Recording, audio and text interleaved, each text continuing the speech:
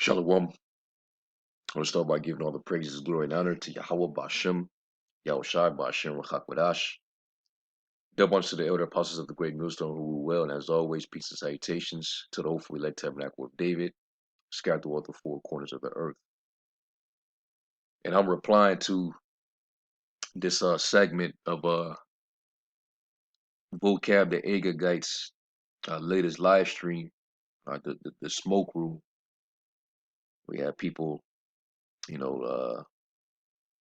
either called in or they cammed up to ask them certain questions regarding the discussion on who the Israelites are and what they look like, their phenotype, their color, and this and that. And with this guy and all the books that he read, he's gonna debate you to the death, to cast doubt and make sure that you understand that you can never be an Israelite.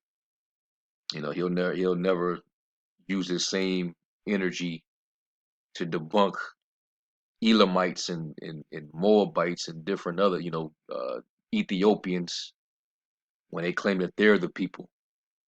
All right. But you so-called Negroes and Hispanics and natives, you can never be that. Which it's only fulfillment of scripture.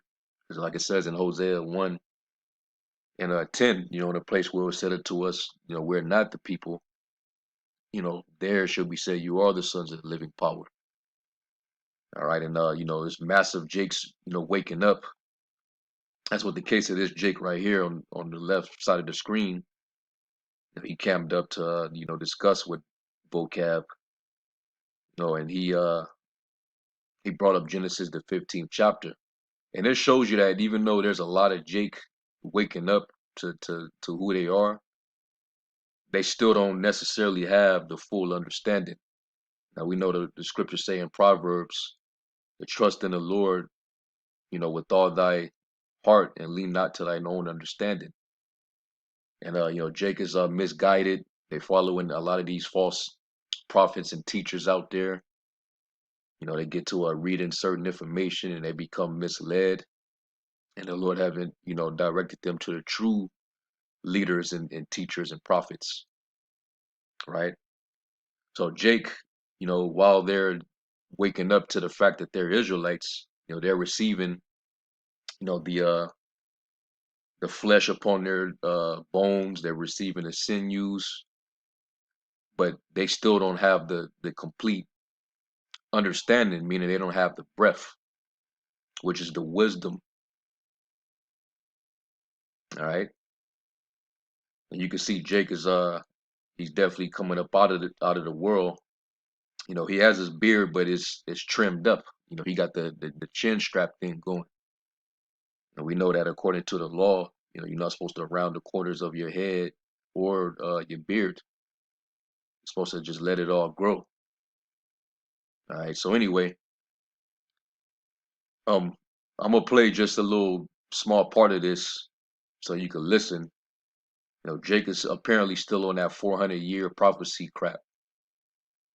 All right, and Jake need to wake up and realize that particular scripture, though it was prophetic, but it has nothing to do with the eschatology of the scriptures. It wasn't talking about the end.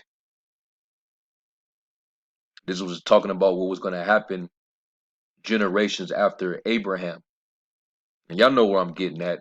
It's the same 400-year prophecy where Jake thinks that it's alluding to Judah being brought over here in the 1600s, primarily 1619, and then they'll equate that with what the angel told Abraham, that his seed will be afflicted in a land, a strange land, and that they would serve him 400 years, and then after they would come out with great substance. Now let's I'm gonna play the video, and then I'm gonna just do my little slight response. Just 1 second real quick. I'm not sure if I have background noise. You're fine. Go ahead. No, you're good. They're not bad. I'll let you know if they're bad, okay? You're good. All right, so check this, man. I'm just gonna be not sugarcoating anything at all. Not in the past or in the ancient past or anything of that nature has this been fulfilled. I believe, not believe because people use belief too much. There's a lot of things that I believe, and there's a few things that I feel I know. And I know for a fact that Genesis 15 and the 400-year prophecy was indeed speaking of those that were taken here to America have been here since 1619. There's also a historical document, HR 1242, which specifically signifies African Americans have been here 400 years. Yeah, and when that whole breakdown, and it was spread like wildfire throughout Israel. That was back when allegedly 2019 was supposed to be the year that we were supposed to return back to the land. All right, and you had Ghana and you had them different parts of West Africa that were allowing for Jake to return back over to that portion of land, where we were taken from.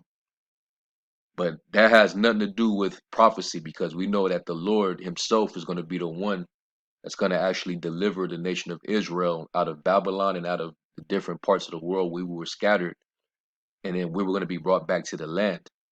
We were not going to be going by way of airplanes. We were not going to be going by way of, ferry boats and cruise ships. That's not how it was going to go. We're going to go up into the chariot, the ship, the cloud. That's how the Lord's going to bring us up out of here. Okay. But 2019 came and went. We're in 2022 now. So, so much for your 400-year prophecy. And Jake is super late. Jake is super late. And back then, we had to deal with Jake and we had to basically debunk that because we know that that's not sound doctrine. All right. But I'll play it a little more and then, we'll go into the scriptures. And according to the verbiage of this prophecy, And see, and this is why Vocab is quiet. He's allowing him to speak because Vocab is familiar with that doctrine. He already knows it. So he's gonna let Jake, continue to, you know, acquire more rope to hang himself with. Because he already familiar with this breakdown. All right. That's why you're not supposed to, don't give this devil ammunition. He will use it. You got to be very uh sound in the doctrine. That's why the scriptures say, study to show thyself approved unto the most high, man. You got to be prudent. You got to rightly divide the word of truth. Okay. Because this serpent right here, he knows how to go through, loopholes and, you know, go through certain angles and create gray areas. He knows how to maneuver with the scriptures. So you got to be very careful with him. we can lay to rest when and where it happened. My first point of contention is that it says that there's a singular land. So in verse 13, it says, and he said unto Abram, this is speaking of God, he said unto Abram, know of a surety that thy seed shall be a stranger in a land. So there's one singular land spoken on. And I'm not sure how you're going to answer this, but the main Christian answer, if I may say, is to combine Canaan and Egypt, two nations, two lands, two sons, and to combine them both and to equate to 430 years spent in those two lands. However, we do not see a fulfillment of 400 years servitude and bondage in one singular land. So I just give you the floor with that, and I believe. See, and Jake is just leaning upon his own understanding. All right, it's clearly obvious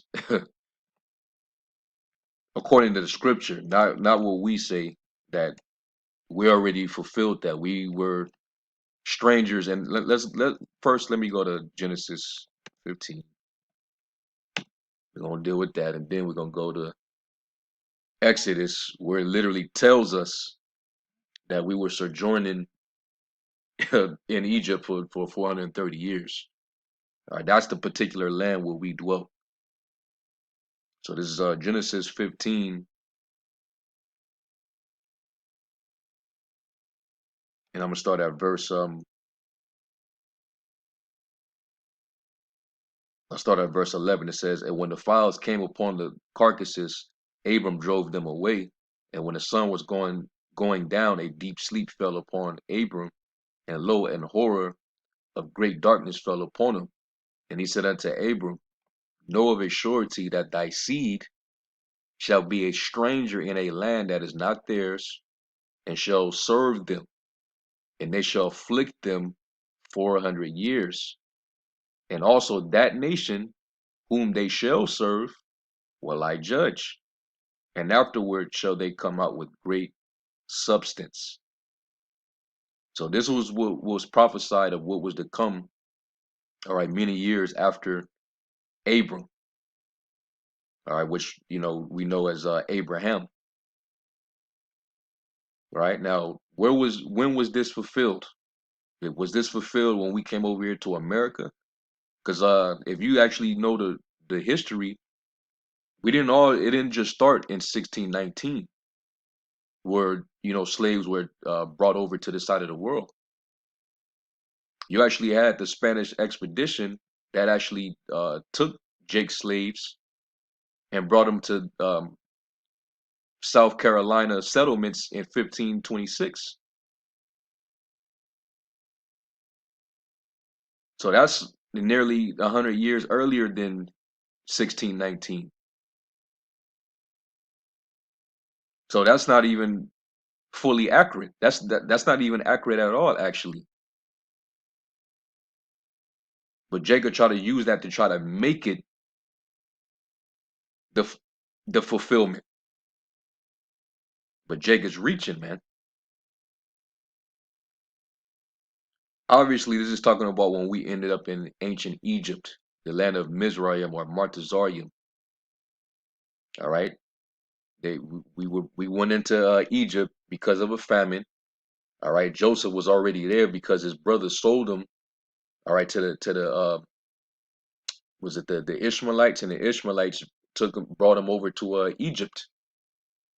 All right, and he rose up the ranks. When the famine hit, and uh he was able to interpret the dream that Pharaoh had, and he warned him that he was going to have 7 years of plenteousness, and he was going to have 7 years of dearth, famine.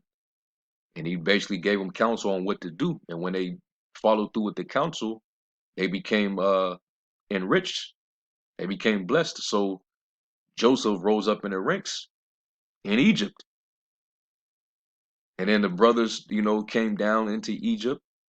And we know that story. We just read through the book of Genesis, man. So that's how we ended up in Egypt. And then later down the line, Moses was born, and Pharaoh will start putting young Israelite children to death. And we know Moses was put in a little basket, and put down into the river, where Pharaoh's was it his daughter, if I'm not mistaken, that found Moses, and they ended up taking him in and adopting him, right? So let's go over to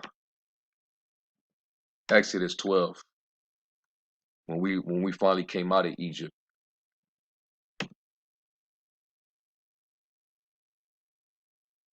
This is Exodus 12, verse 40. It says, "Now the sojourning of the children of Israel who dwelt in Egypt was 430 years." This was in Egypt. "And it came to pass at the end of the 430 years, even the self same day, it came to pass that all the host of the Lord went out from the land of Egypt."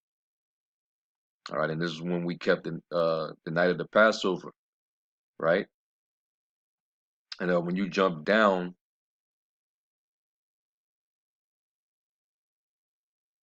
let me see. Actually, let me go up.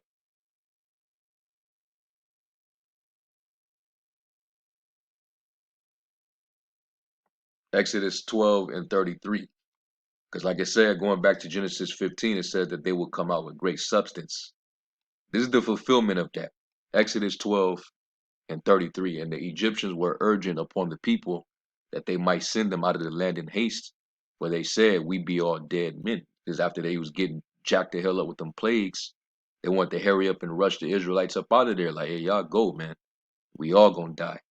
It says, and the people took their dough before it was leavened through netting troughs, being bound upon their clothes, upon their shoulders. And the children of Israel did according to the word of Moses. And they borrowed of the Egyptians jewels of silver and jewels of gold and raiment. All right. They took their spoils, man. They was like, hey, go on and take it, man. This gold, this silver, whatever y'all want, take it. And the Lord gave the people favor in the sight of the Egyptians, so that they lent unto them such things as they required, and they spoiled the Egyptians. That's why they came out with great substance. They came out with jewelry, all right, with substance. And that's why later on, when they was in the wilderness, when they rose up to play, they took they took what? They took the gold that they spoiled from the Egyptians, and they managed to craft a damn golden calf with the gold and started to worship it. They started to act like the heathen.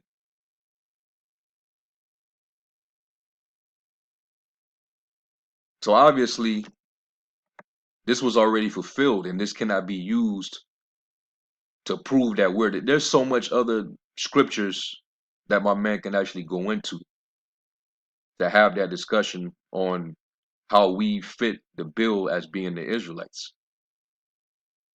This is definitely not it, man. That Genesis 15, that's and it's old. It's pretty easy to debunk. That's why we never use that. That's not the breakdown.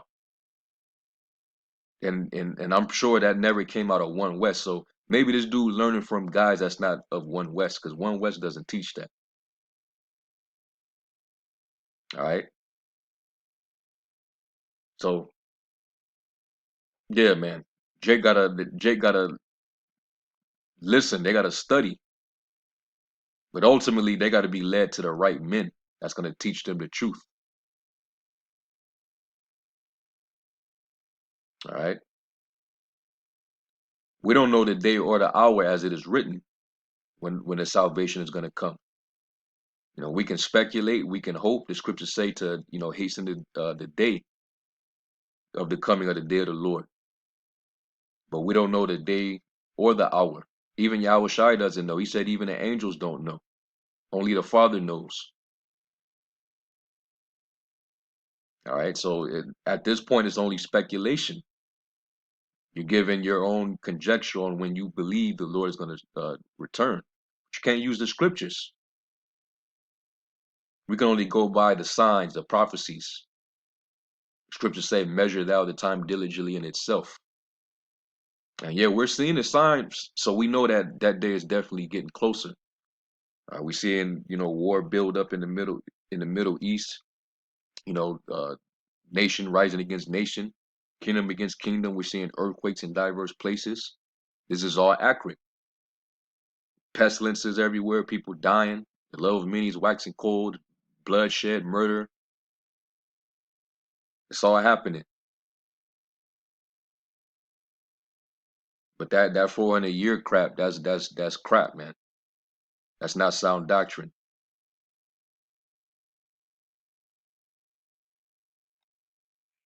So, I just wanted to do a little slight response to this. You know, I'm not going to even play vocab's response. You know, he, we know how this devil operates, man. But he's knowledgeable in scriptures enough to know that that doctrine right there does not hold up. All right. So anyway, I'm gonna end off with that. Call Lawyer Bashmi Shai. Shalom.